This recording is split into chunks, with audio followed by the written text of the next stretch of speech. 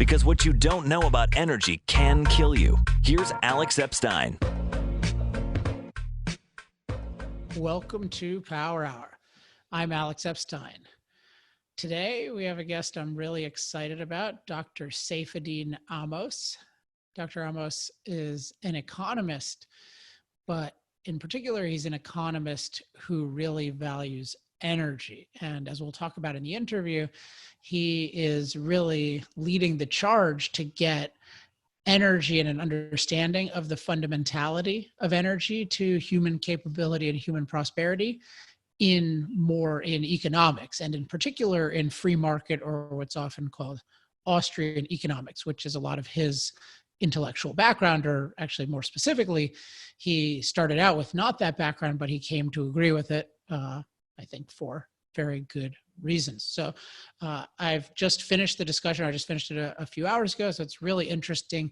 We cover a bunch on energy, but also a bunch on other topics, including Bitcoin, Austrian economics, freedom. So hopefully you enjoy the wide-ranging nature. If you just enjoy discussions about energy, then you'll just have to find those. There are a lot of those as well. So without further ado, I will be joined in a second by Dr. Saifedean Ammous. Dr. Saifedean Ammous, welcome to Power Hour. Thank you very much for having me, Alex. It's a pleasure to be here. All right. I'm very excited about this. I don't think I've met any other economists who come from kind of a general economics background who believe that energy needs to be more incorporated in economics. So I'm super excited to talk to you about that. But first, let's get a little background. So you're known as free market economist.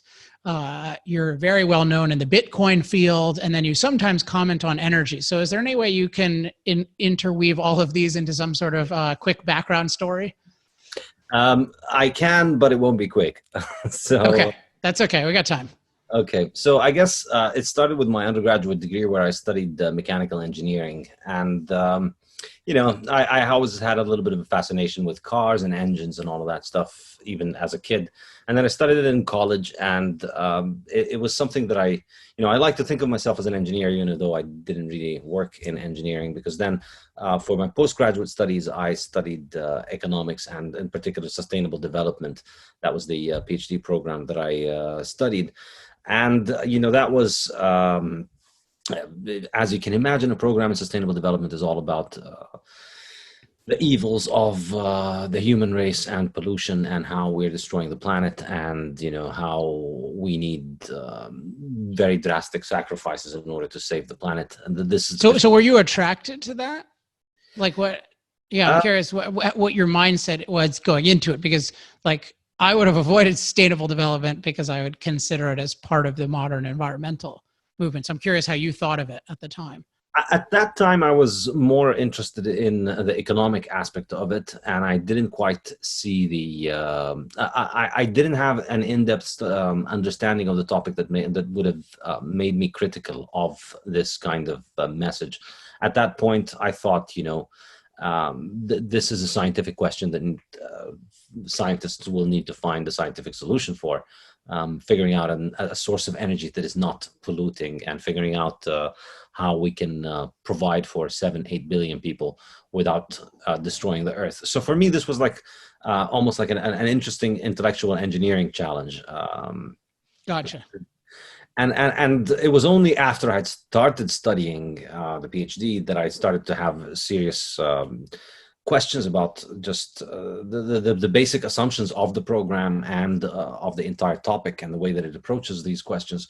And in particular, I did my PhD. My thesis was on biofuels, in particular US and EU policies toward biofuel and the effect that they've had. And so I started off with a little bit of an agnostic take on this, and thinking that I could just approach this from an engineering perspective and figure out, the correct public policy approach in order to use biofuels to optimize for the environmental and energy and economic goals that are needed. And the story for biofuels, like most sustainable or renewable fuels, and I place these in quotation marks, is usually one of several feel-good stories together. So this is going to give us energy independence, and it's going to end carbon emissions and save the environment, and be much cheaper, and support the farmers, and give every girl a pony, or something along those lines. And so, did you think that, I'm just curious, just because you're already so immersed in economics, like at the beginning of this, you mentioned you looked at it from an engineering perspective, but did you have the sense that there was at least a strong possibility that this could be a scalable substitute for hydrocarbons? I was a little bit skeptical at the beginning, because I could see, from the first things that you could hear about biofuels was just the enormous environmental damage that they did. So I must admit, I was never a biofuels fan. Like, I was never coming at it from the perspective of this is going to save the world. It was more of, let's see, is this actually going to save the world, or is it going to turn out to be a bad idea? And yeah, I suspected it was a bad idea, but then I had to really dig in order to get a true sense of just how much of a bad idea it was. And that really was what made me into a free market economist. And so, in particular, trying to figure out the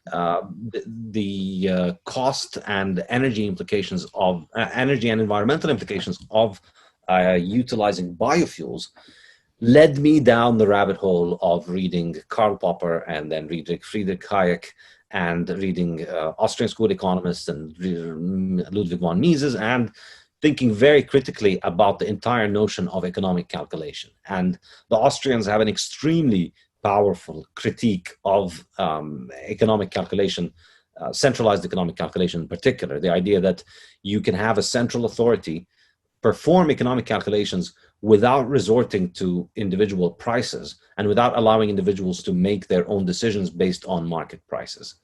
And this, Mises wrote this book in 1922, I think, and it was called Socialism. And it really was the most powerful critique of socialism. And even though there have been a lot of critiques of socialism since then, and a lot of people will tell you that, the problem with socialism is the problem of incentives, and the problem of how do we reach a political agreement. But I think none of them touches on the economic problem of socialism quite as astutely as Mises does, which is when he identifies it as the problem of calculation. Without a free market in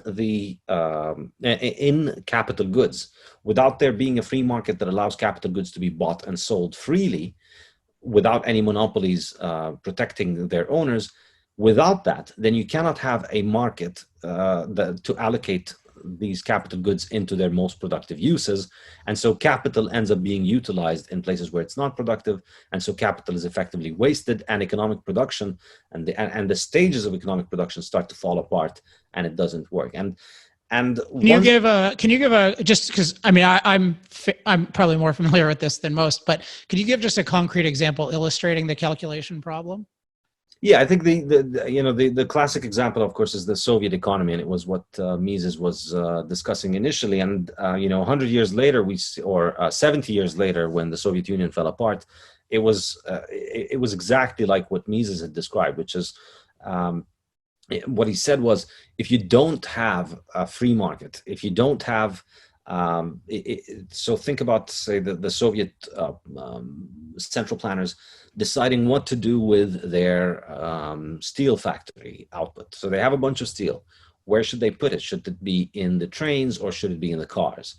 Without a market for steel, and without a market for the capital goods that go into making cars and trains, there's no rational mechanism that can allow us to figure out whether we need more trains or more cars.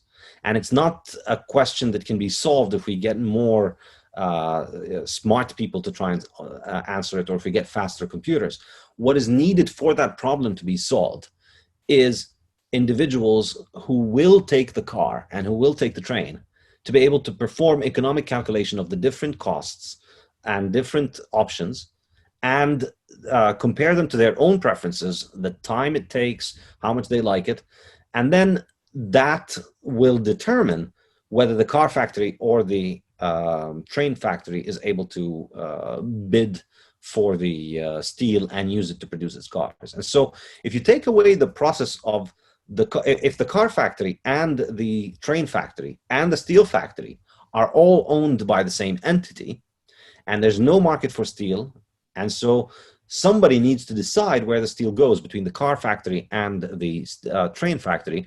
But without prices, without a free market in capital, and without a free market in the final goods, in the trains and in the cars and in the final goods that go into making this, there's no rational basis for performing the economic calculation.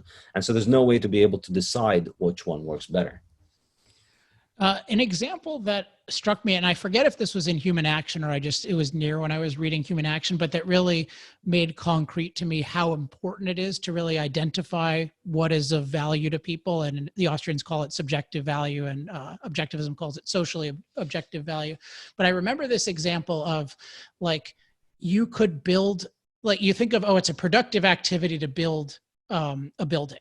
But the idea was you could actually take this bricks and labor and steel, and it could actually be destructive. Like, the building could actually be worth less than those inputs. And because human beings have finite time, and thus finite time to produce resources, you're actually destroying value. And then a more sophisticated version of that is, okay, it could be somewhat productive to build this, but it could be way more productive to do something else with the bricks. And so in that case, it's not an outright destructive thing, but it's suboptimal. And ultimately that means that people are going to have less value. And it just struck me as I had previously, like, a very physical view of wealth, that, like, oh, you're just creating wealth by, like, putting physical things together.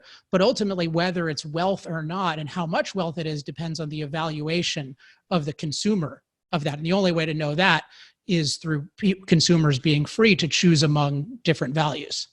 Absolutely. Yeah, that's a very, very good example and a very good way of putting it, because, you know, the ends of all economic activity is to satisfy human wants and human needs.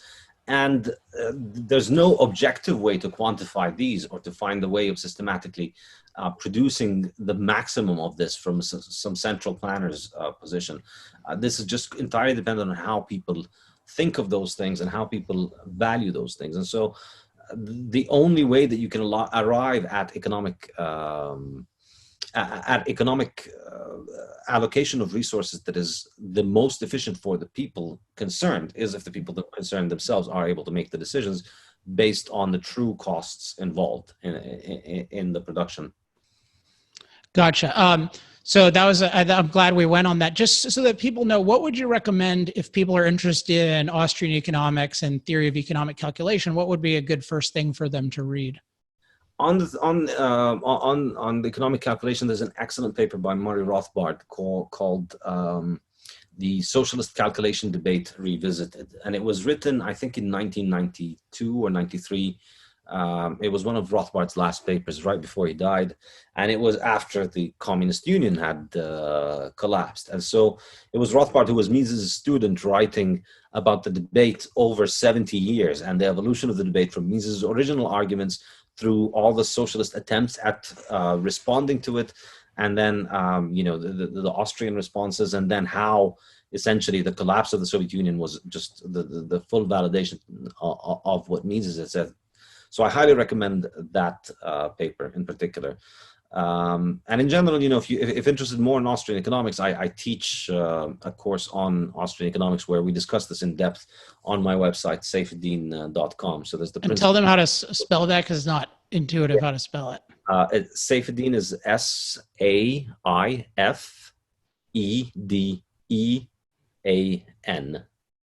Saifedean.com. Perfect. Okay, so I interrupted your story just to get clear on the Austrian issue, but so you've now gone from, like, interest in biofuels, like seeing the problems with biofuels, becoming interested in Austrian economics. By the way, I guess you should tell them what is Austrian economics and why is it called Austrian economics? Because it's really, you can think of it as like pro-freedom economics or truly capitalist economics. Yeah, I mean, it's essentially this Austrian school of economics was what was being taught in the University of Vienna up until about 1914 or 1930s. It's one of the main intellectual traditions of economics education in Europe at that time.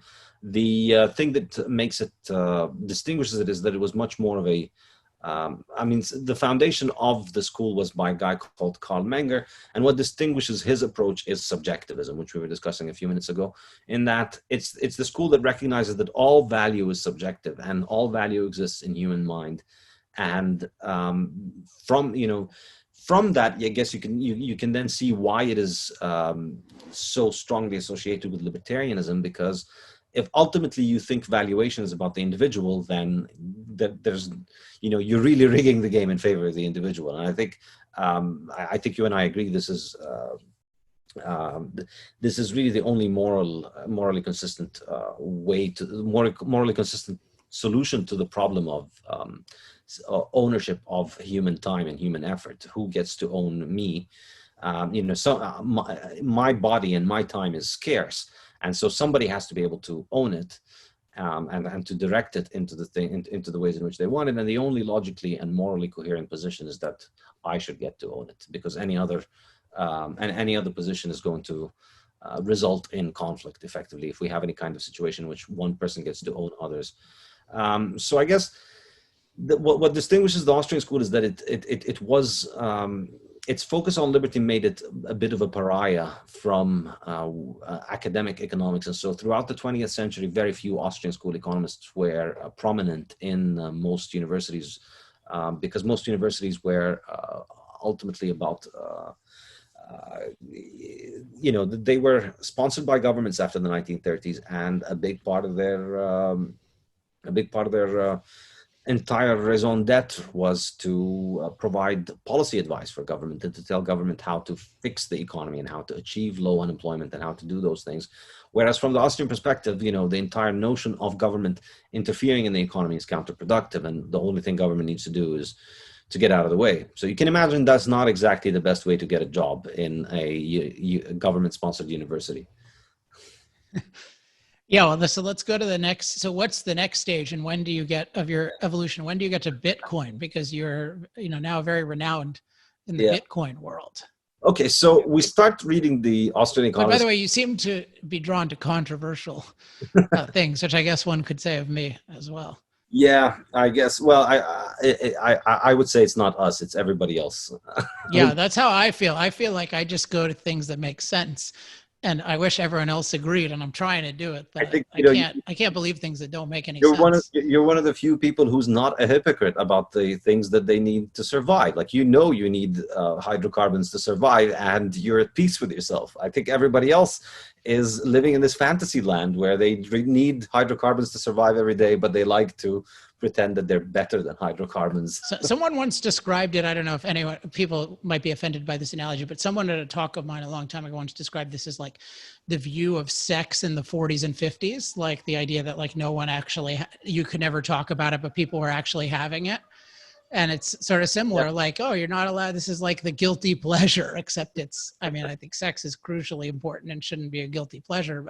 Hydrocarbons just as much so, whereas this is actually allowing you to live as a human being instead of like as an animal on the verge of starvation and imperiled by nature. But anyway, I digress. Yes. So effectively, once I start looking into the Austrian perspective on economics, I arrive at a completely different conclusion about my PhD, and it changes from, from a policy paper where here's what the right policy should be on biofuels, into a critique of the entire notion that there should be such a thing as government intervention in the arena of energy. And the conclusion that I was arriving at was, there's no reason for any kind of intervention. All that you're doing is distorting market signals and giving an incentive for more wasteful forms of energy to continue to be used. And you see this repeatedly happen with things like biofuels and wind and solar. And so that really, I have to say, it was only after reading your book that I came to really articulate this. But by around 2009, 10, 11, when I'd finished my PhD, I had a very clear idea that all of these, all of this constant science by press release, which is constantly promising us that the new researchers at this university have figured out this new technology that's going to may potentially lead to biofuels constituting 70% of the fuel supply, blah, blah, blah. This is just essentially worthless. And I knew that, plastics and energy is very important all over our life. But then it was really your book that really made me understand and articulate that clearly well. Like you put it out there very clearly, and you unapologetically just laid out all the things we need fossil fuels for, which I had studied many years ago as an engineer in passing. But trying to think about them in the perspective of, well, what happens if we don't have that stuff? What are the alternatives? Just how expensive is life in that sense? How dangerous would life be? Was really amazing. So thank you again for your book. How did you? Well, you're welcome. Thanks for reading it. So when did you read it, and what brought it to your attention? I don't know. I honestly don't remember. But I'm an extremely. I read very widely on the internet. I surf the internet widely, and I pick up all kinds of things. And I don't really read newspapers, and I don't keep up with the news, which allows me to find all kinds of interesting things online, which is how you end up reading about Bitcoin and your book and so on.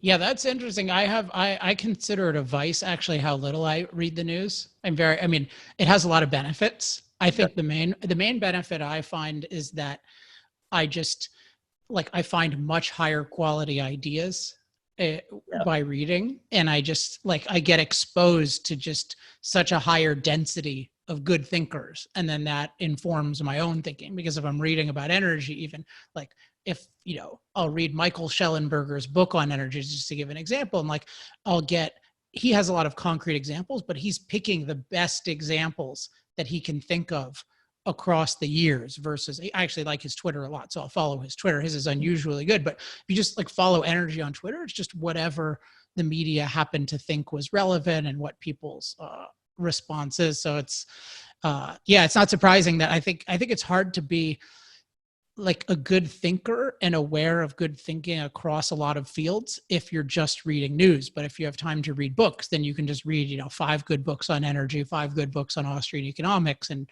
you'll find some good stuff. I mean, you'll be aware of good thinking in a whole bunch of areas. Absolutely, I entirely agree with you. So this is where the energy comes in. Now, the other thing that was interesting was, as I started learning about Austrian economics, one area of Austrian economics that is maybe the one for which they're most famous is monetary economics, because Austrian economics and the economics that you learn at university are as different as astronomy and astrology when it comes to the issues of money. And do you regard that as the relative truth status of them? Not necessarily, but I think it's, it's not that it's a truth, but I guess the Austrians make an effort to make sense, at least, whereas the mainstream Keynesian treatment of the issue of money and central banking is quite clearly an intellectually dishonest attempt to find an explanation for an answer that's already given. We know that governments want to spend money and take over the central banks. Now let's make up some excuses for why. And there's a fundamental difference between that and the method of economics which had been applied for many centuries across many different countries and cultures and carried over from one civilization to the other, of the method of economic reasoning, which was refined really around the turn of the 20th century with marginal analysis. So it's not so much that it is absolute truth. It's just, in terms of methodology, the two methodologies are entirely incompatible. So they can't both be right, in the same sense that astronomy looks at the stars and estimates the times and the movements. Astrology will try and relate that to your love life. So there's a completely different set of tools there. And the Keynesian perspective is the aggregate analysis, and it's all about centralized calculations. So it's all about looking at aggregate measures, like the total number of people who are unemployed, and finding some scientific relationship between that and the percentage rate of price increases, and then the amount of aggregate consumption in society and the aggregate investment. And it's physics envy, because it tries to treat these as if they are physical constants for which we can find scientific relationships. In the same way that we have, say, the PV equals to nRT, that equation in chemistry. Physics, macroeconomics is an attempt to try and apply these equations to human society, that we could make equations like that on things like unemployment and GDP and inflation. And it's been a largely disastrous attempt to apply those things, because you can't calculate in issues of human affairs in the same way that you do with physical objects, and you can't experiment on human beings the same way that you experiment with human objects. So the disagreement on money is very substantial, because from the Austrian perspective, money should be whatever the free market chooses as money. And there's good reasons why that usually and traditionally ends up being gold and silver, or just gold. And so if the market was left on its own, you'd have a monetary system be built around gold. Now, so I just want to make this, I just want people to understand this, because this is a radical idea, although I totally agree with it. I mean, basically it just means that people should be free to choose the money they use, versus somebody holds a gun to your head and says, you have to use this currency regardless of what we do to it, and you have to accept it even if you think it's getting inflated. So to just explain a little bit about what a free market in money means. Yeah, I think, and I mentioned this in my book, The Bitcoin Standard. I think, I explained why it is that gold became money. And it wasn't because governments chose gold as money. Ideally, obviously, governments would prefer to make money out of something that's easier to produce, because then they could print more of it. But of course, the problem they face is that if they make their money out of something easy to produce, the value drops. Nobody wants to hold it. Nobody outside their country wants to accept it. So the value collapses. And that's why historically money ends up being gold, because gold was the hardest thing to produce. It's very hard to find gold. And most importantly, it's not just that it's rare in the crust of the earth. It's rare in the crust of the earth, and the quantity that is produced every year is tiny compared to the existing stockpiles. And so this is something called the stock to flow ratio, the ratio of the existing stockpiles of a metal to the annual production.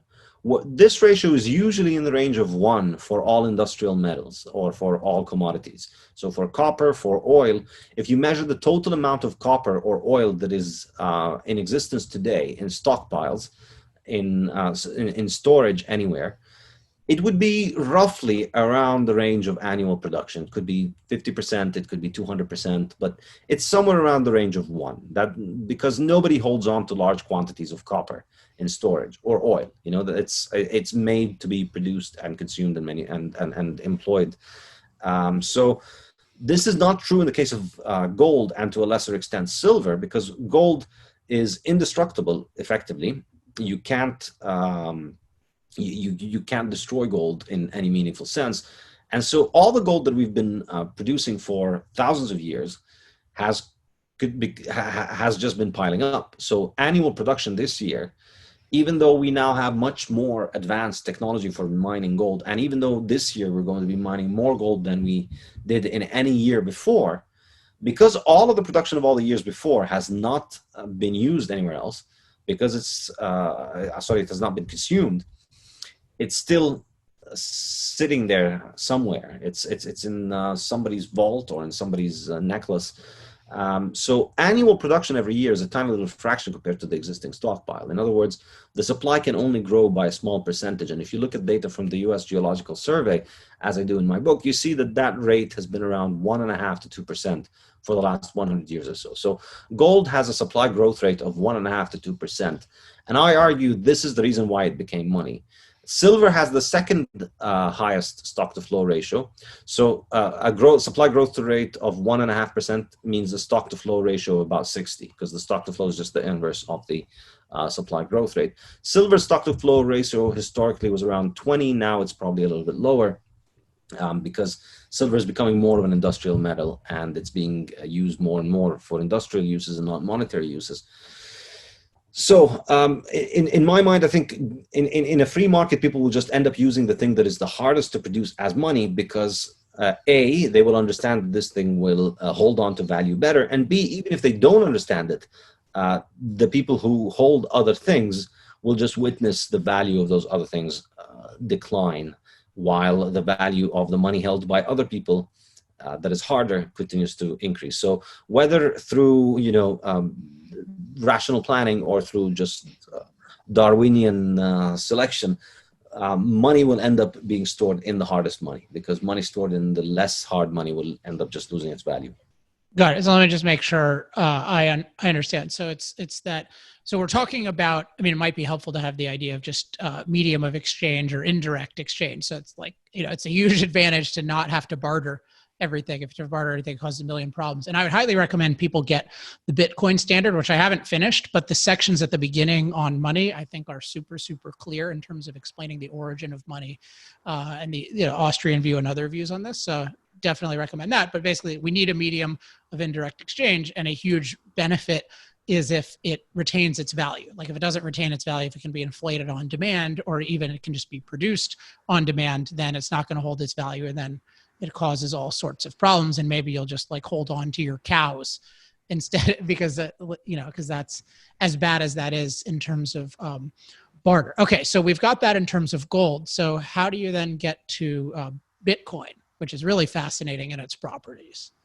Yeah, so you arrive at the idea that in a free market, gold would be money. So then why isn't gold more widely used as money? And the answer is effectively that governments have criminalized or banned the use of gold as money, because when central banks when banks used gold, governments essentially took over the gold. And in most industrial countries, there was a point at which gold was confiscated. In the US in 1934, government confiscated the gold from the banks, and it happened in Britain in about 1915 during the First World War, and it happened in most countries. Governments would just take over the gold, and then it all gets centralized in their vaults, and then it all leads to essentially allows governments to go and print their own money, which is supposedly backed by gold, but they continue to print more and more of it. And then eventually they suspend redeemability. So now we're just using their money that's not redeemable in gold. So the astonishing thing about Bitcoin is that it is just, I think if I were to describe it simply, it's gold, but it's gold that can't be stopped by government. That's really that's really, I think, the sales pitch. In a sense, I think if we had a free market, then anybody can start a monetary system based on anything. And I believe what would work best would be something like a gold-based payment system. So you'd have an app, so just like your current, you use PayPal or Venmo or whatever, but instead of moving units of dollars, I think what would win in a free market would be gold. If we had the ability of moving and settling gold around the world freely, I think people would rather use and settle with gold. But we don't, because international banks and central banks don't use gold, and they prevent its use for payment and settlement. And in fact, there was an example in the 1990s where somebody set up something called e-gold, where that was the idea. You would send them US dollars, they'd buy physical gold in exchange for all of the US dollars that they get, and then they'd issue essentially digital certificates that you could transfer to other people. So you and I could have accounts on eGold, and then if I want to buy something from you, I just send you some of the gold that I have in that vault, and now that gold is under your name. And that business was taking off, and it was doing fine, and then it was shut down. And it was shut down, they say money laundering or so on, but there's really very little convincing evidence that they did anything wrong, and it was just protecting the government's monopoly on money, which is what legal tender laws are all about. So Bitcoin is this crazy idea of recreating gold's scarcity in a digital way, and in a way that cannot be compromised by governments, that can't be centralized. That's really the key thing. That ultimately the way that the system works is that it has to work through thousands of different nodes distributed all over the world, agreeing on consensus terms every 10 minutes. And no single node can enforce rules of consensus on every other node. And so it becomes it becomes set in stone. So the monetary policy of Bitcoin has been around for 12 years now, and nobody's been able to change it, which is astonishing if you think about it. No central bank has this kind of track record. Central banks can't stick to their word for a weekend. If you remember in 2008, all right, this is it, we're done. We fixed the central bank, we've still fixed the banking system, and everything's fine. And then you wake up Monday morning and, oh no, we're not done. Here's another $3 trillion. And that kind of credibility does not exist in Bitcoin. Bitcoin is full credibility. It's stuck to its issuance schedule. So every 10 minutes, new Bitcoins are created. And for the past 12 years, it's stuck to its exact issuance schedule. And, there's the technical reasons for that, I guess, might be a little bit complicated, but I think I get into them into the book, and you can read more about them. But I think the more significant thing is about, as an economist, what I found the most interesting thing about it is, assuming this thing actually works, which it has done for the past 12 years, well, what are the implications of the availability of a hard money internationally? The fact that everybody in the world right now can save in a form of money that is no longer debasable by governments. I think the implications of this are enormous, because if you look at just how much of the world's prosperity has been destroyed over the past century because governments have been able to print money whenever they wanted to, I think an enormous amount of suffering all over the world has been caused by hyperinflation. But and that gets a lot of attention. But I think perhaps even more devastating is just the long-term impacts of constant high inflation, not just hyperinflation. So if everybody expects that their money is losing value at a rate of 5 or 10% per year, which for the vast majority of the world in the past century, that was really the case. In the US and Europe, inflation was not that bad most of the time, but in most other countries, it usually is bad. It's usually 5% and above, and 10, 12% and so on. So in that kind of world in which people expect to constantly witness the value of their labor being devalued if they save it, I believe it drives people toward much more of a present orientation in their life. And it discourages thinking of the future, it discourages planning for the future, and discourages saving.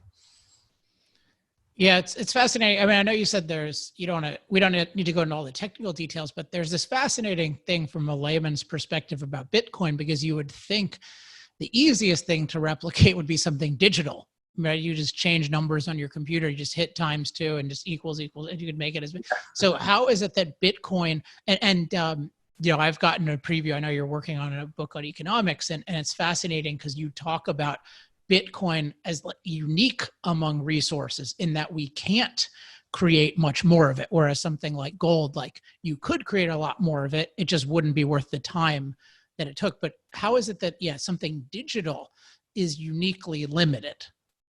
Yeah, I mean, I think Bitcoin is the first example of digital scarcity. Before Bitcoin was invented, we never had anything that was digital and scarce. As you said, if it's digital, it's just a bunch of zeros and ones, and all you need to do is to just, click copy and paste, and you've got two of it. When you send somebody an email, you're not actually sending the contents of the email, you're sending them a copy of the contents of the email, and your sent folder will continue to have the same, a similar copy. But effectively, the way Bitcoin does it is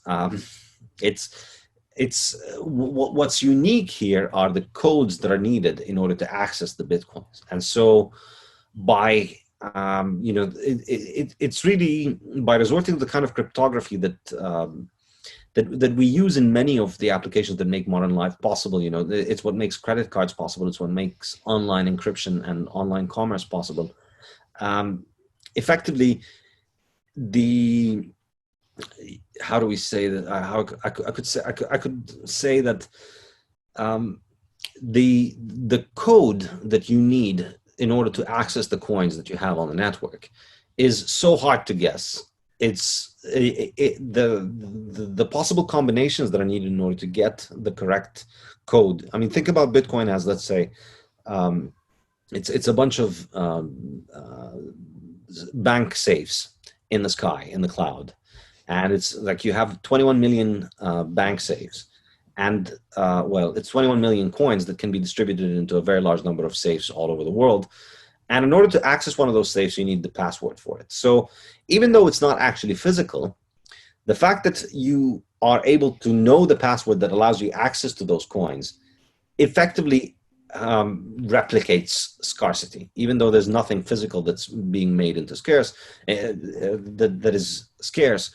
The ability of your ability to maintain secret the knowledge of the private keys that allow you access to the Bitcoin effectively make that thing scarce. And then the rules of the network that govern the creation of new Bitcoin are such that it's practically impossible to break them in a way that generates more Bitcoins. In other words, the way that the network has functioned since its inception has been that everybody needs to agree to the rules of the network every 10 minutes. And so for the past 10 years, every 10 minutes, everybody has agreed that we're going to be issuing coins according to the schedule. And now the only way that you can change the schedule, the way that this works, because it's a distributed network, is you need everybody to agree to change it at the same time.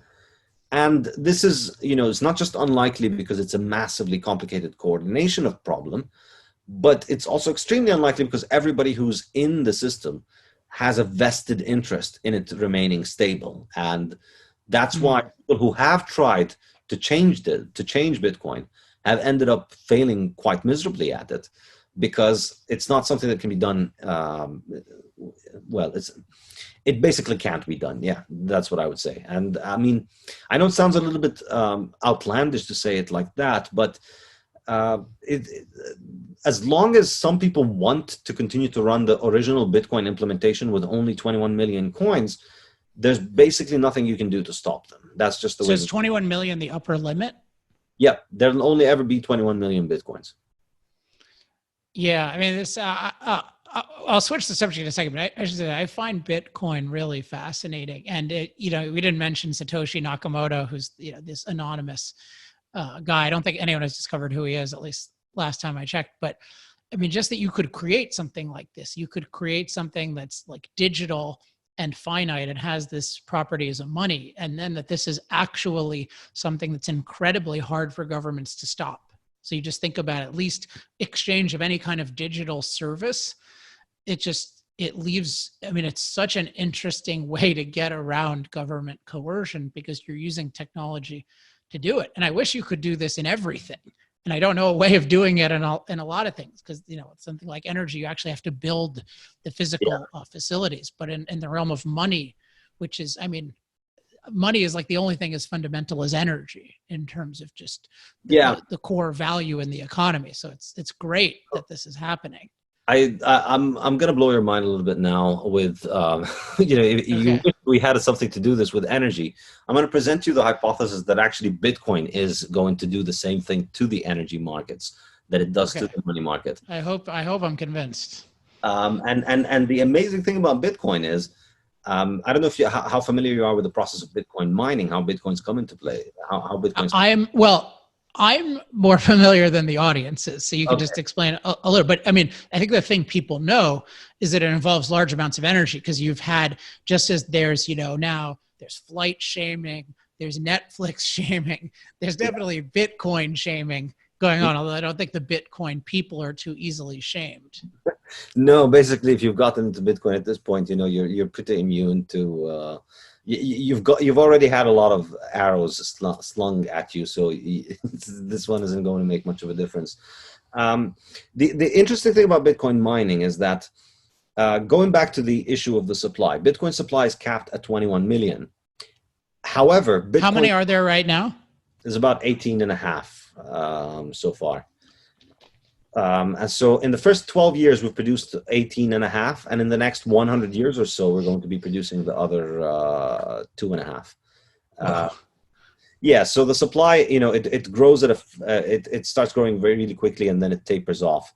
And so now we're already at the point where annual growth rate is at around 2%, a little less than 2%. So it's already growing at the same rate as gold, or close to the same rate as gold. But so the way that Bitcoin maintains its supply at 21 million, even though anybody can mine Bitcoin, you and I can try and mine Bitcoin right now, is that Bitcoin mining is similar to all kinds of other metals or resource mining, in that, with gold or with oil or with copper or with all of those things, the more we dig, the more we find. And this, of course, goes back to the work of one of our mutual heroes, Julian Simon, who you mentioned in your book and I mentioned in my book. He really explains very well how really the ultimate resource is human time, because with more human time, we can keep digging and finding more copper, oil, gold, whatever it is. We've never run out of those things, and the more we dig, the more we find. So there's the constraint on how much we have of those things is just the opportunity cost in terms of other things, because it's only about how much time we dedicate to them. Bitcoin is unique because it's the one. So opportunity cost, just sorry to keep asking for it, but it's the value of the alternative uses of time, right? Exactly. So we could have twice as much oil or twice as much copper as we have, or twice as much gold as we have. We could do it, except it's just we don't do it because the cost in terms of the foregone other things would be enormous. If we give up on, say, producing laptops and move everybody involved in the laptop industry into digging for oil, and everything involved in the computer industry moves into digging for more oil, yeah, we can have more oil, but what are we going to do with it? The economics is what determines the scarcity of it and how much resources we dedicate to it. By the way, this is sorry, just because you mentioned this point, like this is a great point for people to realize in connection to something like a Bernie Sanders energy plan, because it'll talk about like, oh, if we put all of our resources together, we can generate the same amount of energy we use now, and like with solar and wind. Now, I don't even know if that's true, but what if you could do that and it took 95% of human time to do that? You would just be generating it to generate it. You wouldn't even be able to use it. It wouldn't produce anything else. And so I just think it's this great point that human time is, and so it's the whole thing with energy is not simply to produce, 200,000 machine calories per person. It's to do it in a small amount of time so that we have time to actually do other things. So I just thought of that in connection with your point. Absolutely. I mean, and this is what I mentioned in the book that in my new book that I'm working on, the economics textbook, Principles of Economics, and that, all economics is just our attempt to increase the quantity of time that we have on Earth and the quality of the time that we have on Earth. So we're constantly economizing to try and make our time better, to increase the productivity of our time, to increase the productivity of the labor that we engage in. And we do all these things that we do as economic action. All of our economic actions are with that end in mind. And for me, energy is one of those very important ones. And it's why I think, I give it a pretty significant chapter in the book, because I think I don't think economics has done as much, as good a job as it should in just formalizing how we think about energy, as you did in your book. Like your idea of just thinking about, we use energy because these are like calories of slaves that are working for us.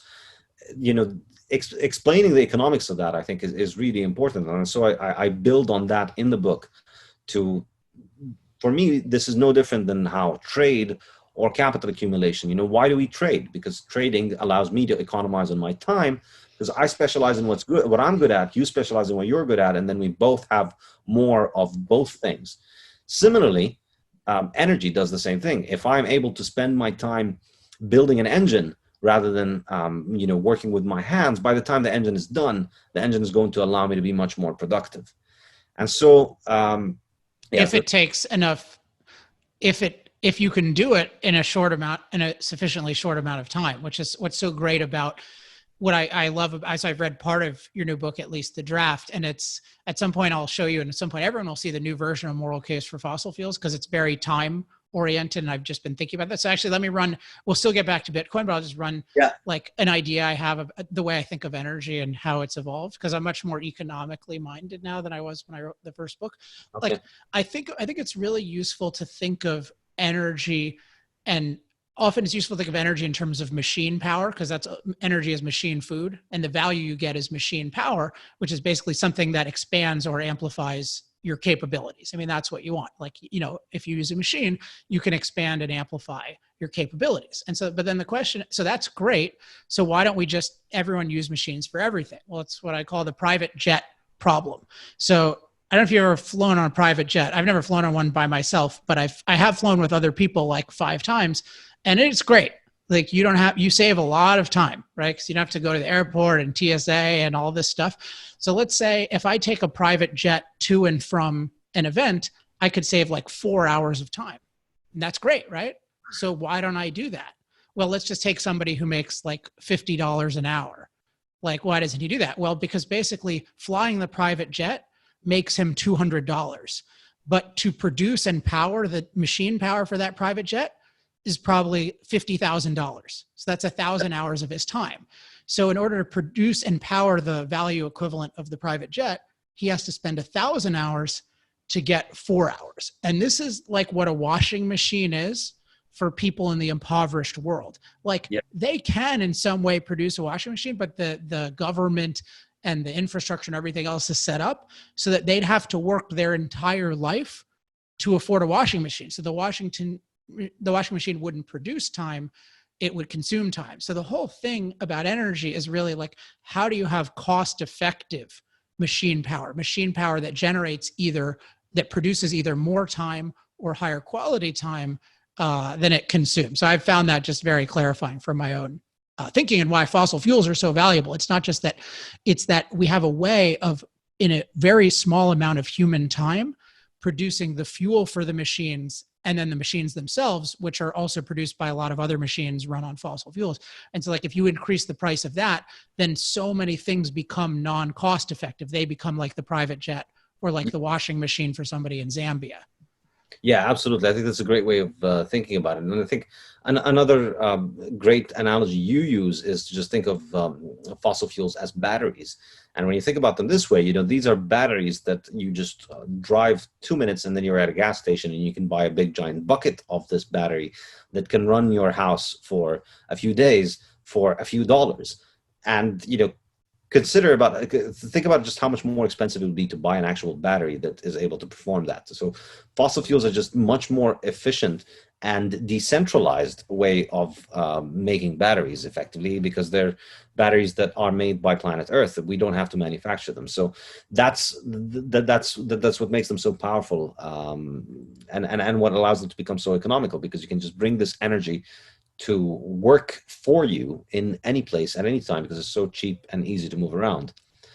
But now going back to the Bitcoin and energy. So building on all of this thing, the interesting thing that Bitcoin does with energy is that Bitcoin mining, as I was saying, you'll never get more than 21 million Bitcoins. And so what happens is that Bitcoin mining is unlike the mining of metals and natural resources, wherein the more we mine, the more we get. Bitcoin mining can be thought of more like a sports competition, wherein there's only going to be one trophy, no matter how many people compete. But the more people compete, the harder it's going to be for you to win the trophy. Okay? So if one person wants to play the U.S. Open and golf, then they get the trophy. If 10 million people try and compete for the U.S. Open, there's only going to be one trophy, but it's just going to be much harder. And so Bitcoin's supply is, the amount of coins that are being produced at every 10 minutes is predetermined. Currently, every 10 minutes we get 6.25 new coins, and so that adds up to around 900 coins a day. For the first 4 years in Bitcoin's life, it was 7,200 coins. The second 4 years, it was 3,600. The third 4 years, it was 1,800. And now for the fourth era, which just started 3 months ago, we're at 900 coins a day. So that's just going to be the number of Bitcoins that will be produced today, regardless of how many people are using Bitcoin. If 7 people are using Bitcoin all over the world, they're going to get 900 new Bitcoins today. If 7 billion people are using Bitcoin all over the world, there's only going to be 900 new Bitcoins today. By using, do you mean mining for? Using mining for whatever. If Bitcoin was just 7 guys on their laptops around the world sending magical digital beans to each other, as it was in its first days, we'd still have only 900 Bitcoins produced today. And if the entire planet and the entire global financial system was running on Bitcoin, then there'd only still be 900 Bitcoins produced today, which is really, it's quite unique. And I think the implications are tremendous. So the first application is the one that I talk about in the Bitcoin standard, which is the Bitcoin is the first thing that's strictly scarce. And that's why I think it's the most advanced technology we have for saving, because it's the one thing that you can purchase and not worry about it being inflated through overproduction, because nobody else can make more of it. No matter how many billions of people want to try and produce Bitcoin tomorrow, they're all going to have to fight for the new 900 Bitcoins that are going to be produced tomorrow. And nobody can make more than the ones that you have, than the ones that are already scheduled. Now, the other implication, which is what matters for energy, is that how this affects Bitcoin mining is absolutely amazing, because what it means is that, so now the way the Bitcoin mining works is that these new coins are being handed out. So 900 coins a day, 6.25 coins every 10 minutes. These are handed out with every block of new Bitcoin transactions that is produced, which happens every 10 minutes roughly. And effectively, everybody who's mining the blocks is deploying processing power toward solving mathematical problems. And the point of these mathematical problems, the point of solving them is not that you're coming to a solution that's important for its own sake. The only important thing is that solving them is going to consume a lot of computing processing power, to force the person to essentially make a cost commitment to the network. And then only if you have made that commitment and solved that problem are you allowed to attach the new record of transactions, the new block of transactions, into the pre-existing blocks. So we have about 600,000 blocks of Bitcoin that have been mined so far, one every 10 minutes. And that's how the transactions are produced. So every 10 minutes, think about Bitcoin as every 10 minutes, we take a new inventory of the coins and we do all the transactions that have happened in the 10 minutes, and then everybody agrees about them. The way that Bitcoin arrives at consensus is to make sure that the person who gets to append the latest block of transactions onto the one that we had all agreed upon, if you're going to be the one that amends it, you won't get to that appends it, that adds the block. If you're going to be the one that does that, you will have to first solve the problem, which means that you have to spend a lot of electricity and a lot of processing power to be able to solve the problem. So it's really expensive to be able to write the record of transactions. It's really cheap for everybody else in the network to identify if you lied and you did something fraudulent in that record. If you tried to, let's say, take some of my coins and put them in your coins, or if you tried to do something incorrect, it's trivial for everybody else to realize that your block is invalid and they'll kick it off. So what this does is that it encourages you to, it means that if you're trying to be dishonest, you're just going to be wasting a lot of money. And that's basically Bitcoin's security model. You have to spend a lot of money in order to be able to attach the block to the existing blocks. And then if you do, and everybody okays it, then you get the new coins. Then you get the new reward. It's a little bit roundabout, but the point of it is that only the people who are able to solve the math problems are the ones who are able to get the reward. And so then you have a global competition of people putting in their computers to try and solve these math problems. And the result of it is that only the most efficient miners are able to solve. And effectively what ends up happening is that if your electricity cost is really low, then you will beat the other miners who have high electricity cost. And so Bitcoin mining is essentially an industry that is really only profitable for people who are able to get electricity reliably at prices below 7-8 cents per kilowatt hour. And at sometimes it can go down to as little as 2 or 3 cents. In fact, so you need very cheap energy, because otherwise, the people who have cheap energy are going to be able to win the competition ahead of you. So what this means is that, there's all this hysteria about Bitcoin consumes a lot of energy, but the only energy that can really be sustainably profitable on Bitcoin is energy that has very low opportunity cost. It's energy that can't be directed anywhere. So if you have a Bitcoin miner in a city where the city charges 15 cents per kilowatt hour, which is an average, I think, price, you're not going to be profitable as a Bitcoin miner. There's no way, because you're paying 15 cents per kilowatt hour in order to solve these problems, and you're competing with somebody who's got their Bitcoin miners located, say, in the north of Canada, near some methane flare-up gas where the gas is just being flared into air for free, but instead it's connected into a miner, and basically it's free energy, or it comes out to 1 or 2 cents per kilowatt hour. So for that guy, they're going to be able to be much more profitable. And what ends up happening is that you won't be solving enough of the problems if you have a high electricity. You won't be a high electricity bill. You won't be solving enough of the problems to pay off your electricity bill. So Bitcoin mining will always be concentrated in the areas that are most efficient. And I think the most interesting thing about it is that not just the most efficient, but also the most efficient with the least valuable alternative uses. But the other thing about Bitcoin mining is that it's not location sensitive. So you don't have to be next to the cities. You don't have to be in places where energy is abundant. And so we see Bitcoin mining moving more and more towards isolated areas, and we see it moving off grid, and we see it essentially now acting as a subsidy for anybody who has cheap sources of energy.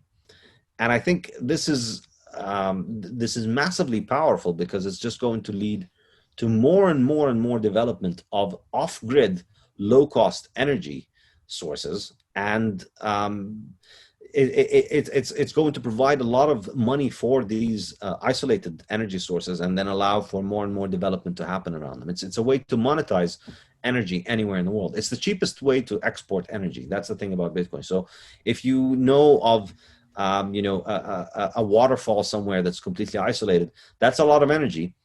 But if you wanted to use it in order to make anything, you can't just sell it to the nearest city, because you need to build a massive line to sell the energy. But with Bitcoin, you can just have it mine in the middle of nowhere, and you would export it through satellite via very tiny little amounts of data. And so it's amazing if you think about it. It's the most liquid form of energy. You can sell and import and export energy anywhere in the world. Well, import, no, but you can export energy from anywhere in the world, because you can export it in the form of solved mathematical problems that require a lot of energy. Yeah, export is an interesting term for it. I mean, it's in effect. I mean, you can sell it on the international market, but you're consuming it in the location, right? Yeah. So is the idea that, let's say somebody, I mean, I'm thinking of Congo, which is not a good example maybe because of political stability, but let's say like somebody could make a pitch to that area and say, look, you've got all this untapped hydro, we're going to set up a Bitcoin mining project. And then is the idea that would somehow begin the infrastructure that would allow them to electrify? I think so. I think we're going to be seeing more of this, because you can monetize it without having to make extensive infrastructure development. Like you don't. But then, will the infrastructure development occur ever, or will it just always be Bitcoin? I mean, it's an open question, but I think if you develop if you can monetize on this energy, then you can build infrastructure for the Bitcoin mining, and then once you have infrastructure there, and once you've financed it, then it becomes more and more economical. It becomes more economical to be able to build extra resources. Extra development, residential or commercial or industrial developments around there. Yeah, I could definitely see that happening. That's really interesting. Okay, I just want to cover a few more topics before we end. So, let me just say as a comment, I think it's really cool that you're focusing as an economist on energy and really giving it a kind of primacy, or at least one of the fundamentals of what expands human productivity. Because everyone will talk about trade, and trade is obviously a fundamental, but energy and machine power, I mean, that is a fundamental amplifier of human capability and human productivity. So just tell us a little bit about how this is going to be incorporated in your next book, and also just tell us about the book. Yeah, so the book, it's called Principles of Economics, and after writing the Bitcoin Standard, a lot of people were really interested in the parts of the Bitcoin Standard that are on Austrian economics. And so in my mind, I think Austrian economics is the only version of the universe in which Bitcoin can exist, because in all the other schools of thought, money is something that the government decides, and money is whatever government says it is. So Bitcoin says no, money is whatever the market. Austrian school says money is whatever the market is, and so it's the most fruitful method for analyzing Bitcoin in my mind. And I explain a lot of Austrian economics, which got a lot of people interested in it. And I think a lot of people told me they liked the way that I explained those concepts, and so it encouraged me to try and write a textbook that is that communicates the main ideas and communicates them briefly, concisely, and in an intuitive way, and not in an overly academic way, not in an overly mathematical way. It's just trying to communicate the main concepts in economics that I think are very useful for people to think about and understand. And so it begins with defining economics, as subjective, as we discussed earlier, and it analyzes economics from the concept of human action, which is Mises's book. And building on that framework, and then basically, so we take the first three chapters are Menger, subjective and value, and marginal analysis, and then Mises human action, and then the third chapter is essentially Julian Simon. Where I differ a little bit from the Austrians is that I take Simon's idea that human time is the only scarce resource, and use that as the starting point of analysis, using the same methods that the Austrian use, because I think it's just a more fruitful way of, it's a useful currency to think about in terms of thinking about all economic activity. So once we think about economics as humans acting in order to improve the quality and the quantity of time that they have, then we can think about all the main ways in which people do these actions. And that's, I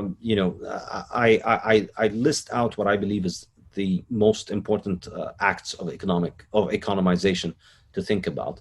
And these are not entirely mutually exclusive categories, but they're very powerful conceptual concepts in order to think about the world. So labor is one of them. Property is another one. Capital, which is a form of productive property, is another one. And then non-physical capital, or ideas, or technology, is the third one, is fourth one, I think. So technology is another one, just the ideas that are productive, recipes for doing things, and thinking about each one of these and how they improve life and what the implications of them are. And then trade as well is also another important one. And then money, which is the idea of a good which is used purely for exchange. And then beyond that, I get into energy. And then building on all of these together, the concept of entrepreneurship. And then, once you've understood all of these, essentially the application of all of these in the modern world is what we call the market economy. So I build up toward understanding what the market economy is through explaining these individual concepts: capital and trade and technology and so on. So a world in which people are engaged in those things while trading with one another, using money, and developing new technologies and accumulating capital and deploying modern energy. This is really what a modern market economy is. This is what capitalism is about. And it's an entrepreneurial system where people are applying all of these things every day in order to try and improve their lives. So that's really the idea of the book. And then building on that, there's more complex discussion of society, a market system and society, and the issues of security and money and the monetary policy and interest rates and banks and so on. I just want to emphasize how important I think it is. You mentioned that you differ from the Austrians, at least in emphasis in terms of time. And I find time to be just the gift that never stops giving in terms of just thinking about everything, really, like personal issues, but economic issues. Also, I think it's very and I focus much more on time in the new version of Moral Case. And I think it's also very valuable for communicating to people about the value, because we often talk about wealth or goods, and it just kind of seems like, oh yeah, well, there's just a bunch of stuff and we don't really need that much anyway, at least in the Western. And it's versus if you talk about the quantity and quality of time, like everybody gets that. And like, oh, somebody taking, so this coercive policy is actually taking your time. Like somebody stole your time, or Yeah. they're lessening the quality of time. Like with energy, I think of it as like there are three ways machine power improves time, and three things in general you can do with time. I mean, one is it gives you more of it because it allows you to produce more things that sustain and extend your life. Two is it gives you more control of your time because you have to spend less time producing your basic sustenance and your basic production from nature. And then three, it gives you more quality options with which to spend your time, right? Like you can go jet skiing and whatever. There's all these different things that machine power makes possible, either because you're using a machine directly or because you're using something that's cheap, like a surfboard that was made by machines. And so it's just, I find that very motivating myself, and I think other people find it motivating. So I'm excited to see with your book, the more it's put in terms of time, the more people can see these economic decisions as impacting every life at every, to use margin in a different way, like at the margin, like every individual, every incremental decision is taking away somebody's life because it's taking away their time. Absolutely. I agree entirely. And I think really this is the most valuable lesson I've learned from economics. And it's when I was a university professor, whatever the course that I was teaching, I would always make sure that there was one lecture in which I would sat down students and explain to them the concept of time preference in economics, which I find to be really the most important thing that you could learn in economics. Just the idea that time preference refers to the degree to which you prefer the present over the future. And it's something that is positive for everybody. If I gave you the choice between should I give you $100 today, or I'll give you the same $100 1 year from now, assuming there's no inflation, no change in the value of the $100 in real term. If you had the choice between taking them now or taking them in a year, you would definitely choose now, right? Definitely. Yeah, and everybody would choose it like that because you'd rather have it for this year, and you might not even survive until the next year. So people always prefer the present because life ends and life is uncertain. We never know when. And you made the point in the book, by the way, which I hadn't thought of, which is a great point about how with durable things, it means you get to use them longer, right? So like if you have a house that's going to last 50 years, well, if you get it earlier, that means you get to enjoy it more, which I thought was a great point as well. Yeah. Besides just, you could die at any given moment. Yeah, absolutely. And it means you can enjoy the durable thing for longer if you have it. And so people always prefer the present over the future, but the degree to which we prefer it differs between one person and the other. So if I wanted to get you to give up on the $100 today, I'd need to offer you something more. So if I gave you 110 next year, you might accept it. Somebody else might only need 105 to accept it. Somebody else might need 150. If you need $150 next year in order to forego $100 today, that effectively means you discount next year by almost 50% from what it is, 33% was 50. It depends on it depends on the denominator. In any case, you discounted much more than the person who would take 105 rather than 105. So the person who would accept 105 next year is somebody who has a much lower time preference than a person who needs 150 in order to delay it for a year. And I find that to be really powerful. Like if you study, there's some psychology research about, the marshmallow experiment is the most famous one, where kids who are able to wait for the marshmallow end up doing much better in everything in life because they are able to delay gratification. But I think it's such a powerful concept that I think it's really impossible to argue with it. Once you become aware of it, if you, in my mind, if you're constantly present oriented and you can't think of the future, you have a very high time preference. It really doesn't matter how much money you make, or it doesn't matter what life throws at you. You will find a way to mess it up in the long run. Like if you keep not providing for the future, you will fail eventually. The future will catch up with you. And the best example is if you look at rock stars or athletes who make enormous amounts of money and then go broke very quickly. And you see some of them, they come from extreme poverty where the sums of money at the beginning of their career are even unimaginable. When they're 16, they can't even imagine what they would do with $10 million. And then they have a 20-year career during which they make $500 million. And then 10 years later, they're broke. And, if you ask them for all of the things that they wanted to spend money on when they were 16, they wouldn't have run up a tab that is equal to all of No, it. not even close. Yeah, but they still manage to spend it because, there's always a bigger boat. There's always another car. There's always another house. There's always another thing you can spend on. And if you have money in your pocket and all you care about is the present, you will find a way to get rid of it to make the present better. And so eventually you will, your time preference will get the best from you. And, there's the opposite of the story, the hare and the tortoise. There's the tortoise who might not have the talent to make tens of millions of dollars in athlete contract, but they get a normal job and they save and they accumulate capital, and they keep looking and working for the future. And because they have some savings, they can take advantage of opportunities for the future, and they're protected from any kind of crisis destroying them financially because they have a little bit of a margin and safety net. And so with time that pays off, and they get more and more wealth, and they get more and more capital, and they accumulate it. And I think it's really just, once you understand the element of time, and once you understand that it's really the most powerful currency in your hand, and the way that you direct it and the way that you think about it is going to really be more important to your life than anybody else. Because ultimately you trade with other people, but you'll do one trade with somebody else, you'll do maybe 100 trades with somebody else, but you will never trade with anybody as much as you trade with yourself, as much as you trade with your own time, with your future self. And so when you decide that, I'm not going to work today and I'm going to just ignore work, well, you're going to be paying the cost. You benefit from that today, but you pay the cost in the future. When you do go to work, you're charging yourself today, you're making yourself today pay, but future you is going to thank you for it.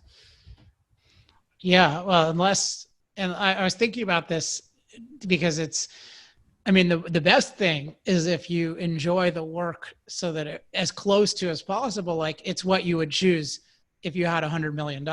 Cause then right. Then you're consuming, like your consumption of time is also like the quality of time that you want to produce for the future. So yeah, but to get to the point where you enjoy your work, the people who are able to do that are people, it takes an enormous amount of discipline and sacrifice to get to that point where, you can enjoy something that's very productive for other people, Yeah.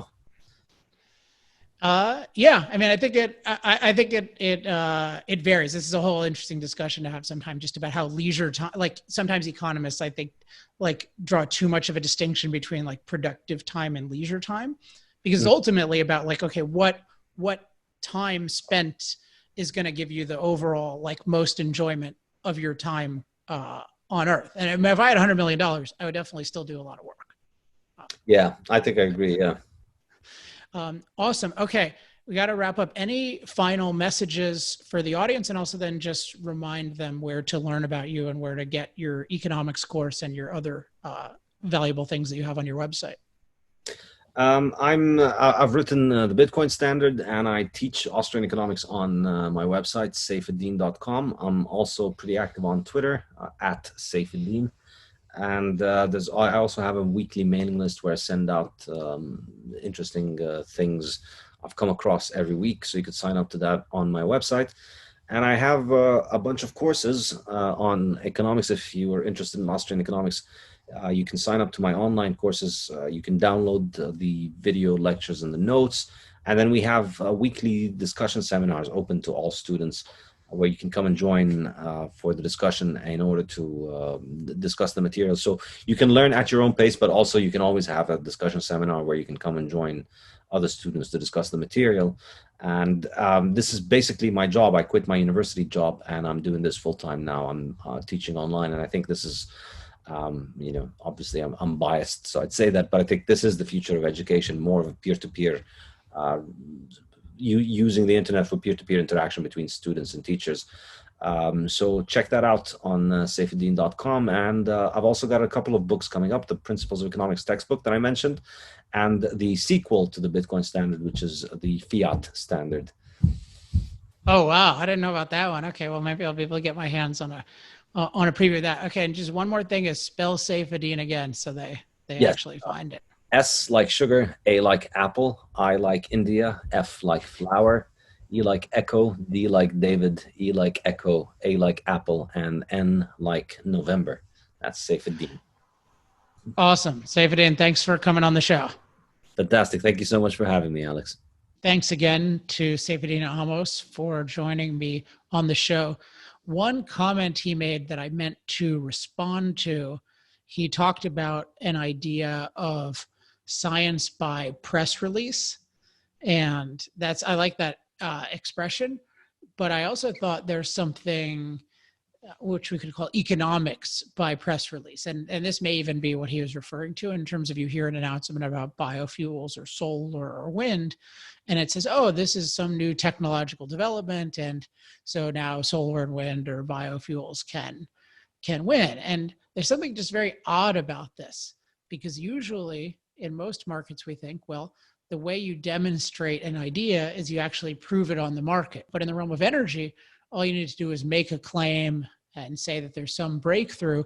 And because people want a breakthrough, that can easily replace fossil fuels, and particularly if it's quote unquote renewable in terms of, derived from the sun or direct sunlight or wind or some plant, it's just everyone is inclined to follow along because we have this idea that we should want green or renewable energy. But the thing I wanted to emphasize is just that the way you demonstrate an idea is true in terms of economics, which really means that something is truly cost effective. It creates the most value for the cost, is you actually have to implement it in reality. And if we're talking about something like energy, it means you have to implement it in reality on a large scale.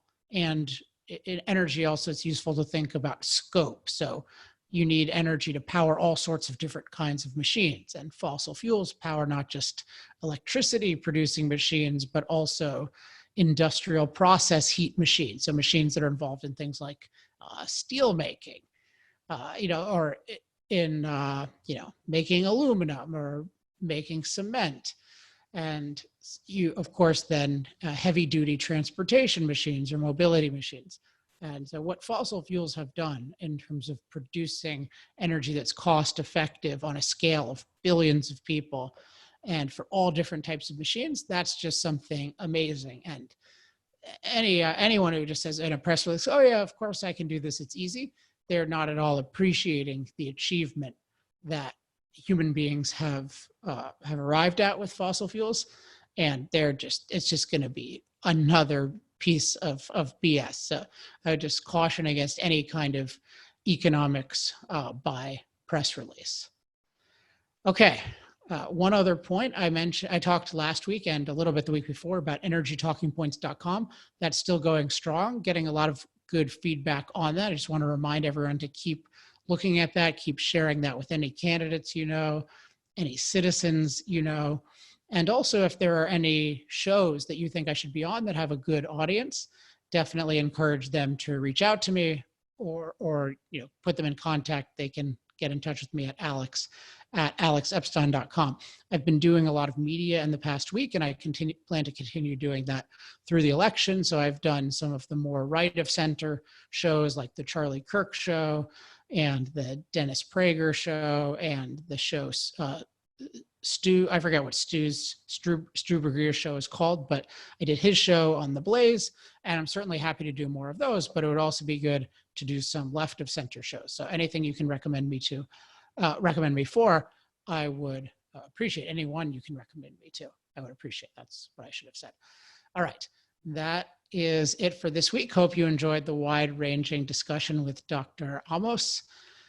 As always, if you have any questions, comments, love mail, or hate mail, you can email me at alex@alexepstein.com. To get on my mailing list, go to alexepsteinlist.com. I'm on social media all over the place. And if you want to support our work at the Center for Industrial Progress, specifically to support our research and development efforts and our promotional efforts that make things like energytalkingpoints.com possible, you can become an accelerator at industrialprogress.com/accelerate.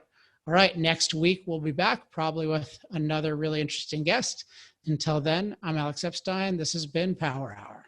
Power Hour. Life, liberty, and the pursuit of energy. Power Hour. The antidote to shallow thinking about energy issues.